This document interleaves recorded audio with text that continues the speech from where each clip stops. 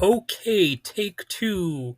And welcome to Critical Wave Theory, where sometimes I look into the far corners of music history, subcultures, and the artists who never quite fit into the mainstream, yet still manage to leave a mark. And today we're talking about a band that's been floating through space rock, psych jams, and ambient soundscapes for over 4 decades now. Ozric Tentacles. They're a band that I first encountered on a space rock CD compilation. It was a 2 disc set, and one of their tracks was featured on it, and it was a memorable one. So it's interesting that I am looking at yet another band that is sort of in the psychedelic realm and a little bit in the electronic realm because I recently looked at Acid Mother's Temple and the Orb, and they are a little bit carrying the same type of vibe. And what's interesting is that I'm not intentionally grouping these reviews together like this, but it's sort of a pattern. Recently I also covered some more mainstream classic rock songs or artists, and previously I did a cluster of hip hop or rap reviews, and it's just kind of weird how they're ending up grouped together like this. I thought this process was a little more randomized, but I guess there's some method to the madness after all. And yes, Ozric Tentacles is their actual name. And if you've never heard of them, buckle up because they're not your typical rock band. And who are the Ozric Tentacles is sort of the entry level question here.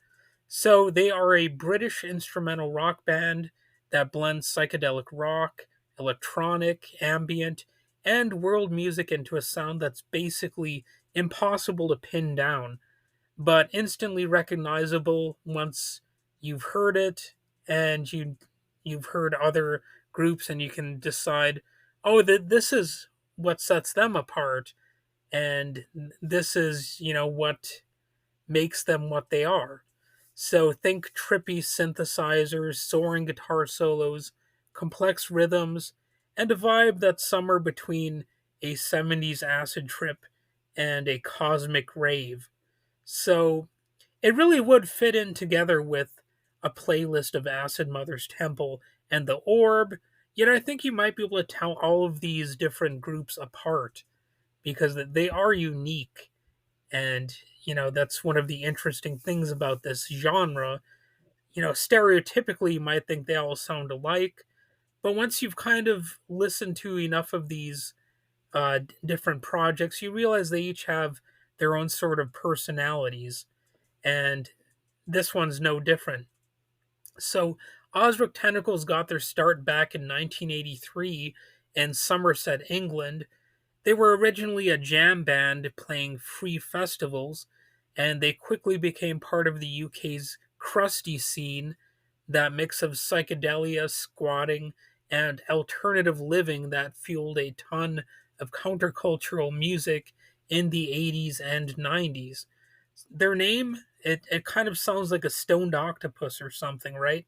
Well, it turns out it's only partially nonsense. Osric is actually an old Viking word meaning divine energy, while tentacles, yeah, that's that part's just weird for the sake of being weird, and it works. I guess you could say divine energy is reaching out with its tentacles and encapsulating your ears as you listen, or something like that. But it's not as bad a band name as you might originally think. So the sound, what do they sound like? Well, imagine if Pink Floyd, Tangerine Dream, and Gong had a baby, then gave it a stack of synthesizers and let it run wild in a field of mushrooms, or something like that. Those are other groups you could add into a playlist along with Ozric Tentacles, of course. And, Brian Eno could be on there, and, a whole host of others. Genres don't really capture it, though, and people throw around terms like psychedelic rock, space rock, ambient prog, and even space metal, but at the end of the day, it's just, a bunch of labels we're throwing around. What's really important is if the music can connect with you, and if it doesn't, it doesn't, but if it does, it does. Founder Ed Wynn is the mastermind behind the sound. He's been the only constant member through the years, handling guitar and keys with equal skill. His influences, they're a little bit more rock oriented than you might think. A mix of classic psych like Hendrix and Frank Zappa, prog gods like Steve Hillage, and shred legends like Joe Satriani, Steve Vai, and Guthrie Govan, whom he calls his favorite guitarist in the world. And the music is purely instrumental to my knowledge. I don't know if there's been any exception to that, but from what I understand, it is instrumental, and it gives them the freedom to explore without boundaries, no verses, no choruses, just sonic journeys. And that's something that is sort of underrated these days. So much of music right now is centered around, a singer or a rapper, if that's the case. And I still can appreciate some instrumental stuff. So they do have some albums to check out. If you're new to Ozric's, here are a few albums worth starting with. There's Erpland in 1990, considered a fan favorite, and I can't say I've listened to any of their albums, to be honest, all the way through, but I've been familiar with their music. Don't get me wrong, but I just haven't yet listened to a full album. But Erpland from 1990, it's rich, layered, and a great intro to their style, from what I've been told. There are tracks like Eternal Wheel. It's like the rest of the band, for the most part, it's going to be pure headphone fuel.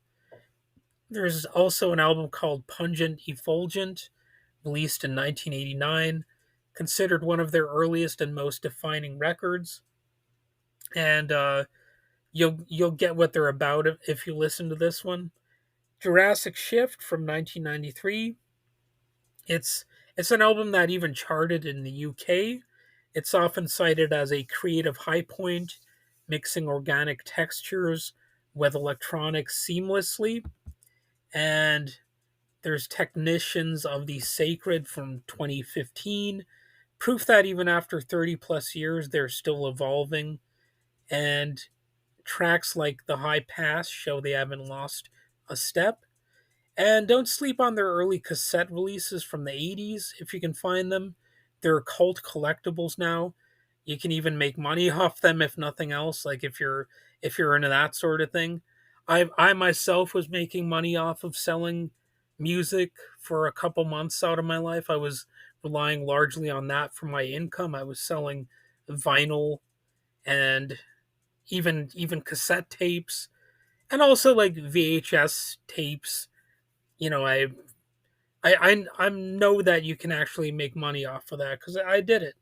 And if you're into collecting rare items, this is a band you might look into. It'd be like a niche market, I suppose. You might want to consider niche markets and that sort of stuff if you're ever thinking about making money from selling collectible stuff. And chances are you could even make some money off of it.